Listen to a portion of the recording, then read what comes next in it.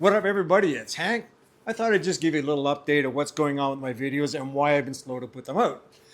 This is going to be kind of a two-part thing where I tell you why I'm doing what I'm doing and where I want to go and what's actually happened.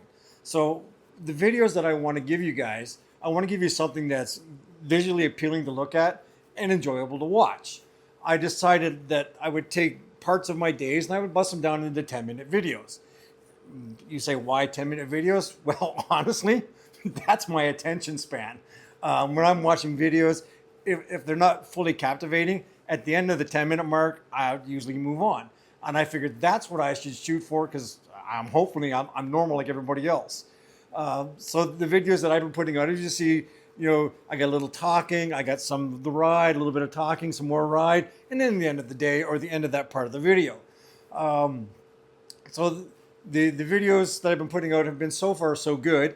For the equipment I've been using my iPhone, which I'm using now, and my Insta360 on the bike, and I've been getting good film, and I've been learning a lot. But I did learn an extremely valuable lesson during this trip. So the memory card, I only started with one memory card for my SD card for my Insta360, and it got full. So I decided to run into a store and buy an inexpensive SD card. And I never really looked at the specs of that SD card. I slapped it into the Insta360 on day 4, and I commenced to film for 2.5 days on this thing. Unbeknownst to me that when I went to go check it on my computer wouldn't read the memory card. So when I finally got home, the Insta360 would see it, but my computer wouldn't. So I was a little upset at first, and then I realized, well, if I subscribe to Insta360, I can send them up to the cloud, and then I could bring them down to my computer that way. So that's what I did. So the computer, I got them on my computer, and a couple of files I could read, but a whole handful of them were corrupt. And some of the corrupt ones were really good days where we were riding in the mountains. Again, now I'm really upset because here's some beautiful footage, and I don't have it. So I went looking, and there is the Insta360 repair tool. So the way Insta360 works is you have the front camera, your back camera, and it produces 3 files. So there's the file for the front camera, the file for the rear camera, and then the LRV file which stitches it together. Now Insta360 uses some kind of magic voodoo to make this work perfect. So you can in post-production, you can do anything you want in any way to look at it.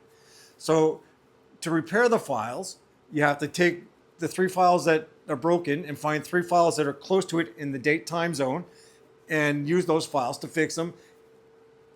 And 10% of the time, you can get a decent fix that's usable. 80% of the time, you get stuff that you have to fix. And 10% of the times, you get shit for, well, pardon the language, but you get stuff that's literally dog shit. Unfortunately, a whole handful of mine on the repair were dog shit. There's a few of them on the repair. You went to look at them. I'm not sure what happened to the stabilization, but your eyes were just wiggling and it would drive you nuts. So I was kind of mad, and I started looking online to see if there's any way I could fix this problem. And I did find a few guys that said, well, fix the files first without stabilization, and then when you get a fixed file without stabilization, then you fix them again and add in the stabilization, and you kind of get something that's usable.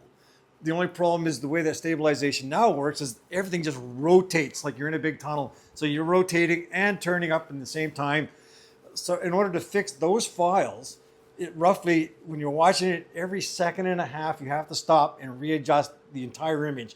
You've got to straighten it back out, you got to rotate it back out, and you got to save it. And that's extremely time consuming.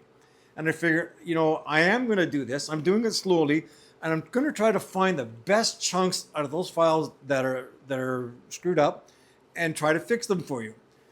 I was hoping to get these done over the next few weeks. Unfortunately, there's things going on in my life that are going to prevent me right now from finishing that.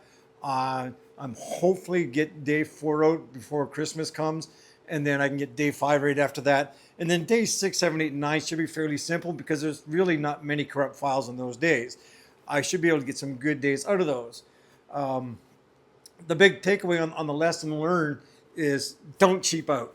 The memory card is probably the main cause of my problem. I did buy new memory cards or new SD cards, which are better, higher quality. Also, I do like my X3 a lot, but I am saving up my spare change to buy an X5. An X5 has better video, has a longer life battery. It's got a better plug-in connection, and all around the files come out much better. There's lots of people using them. They're great tools, and that's what I'm going to have before spring starts again next year. I just thought that you guys should know why I've been slow, and and what's been happening with my files.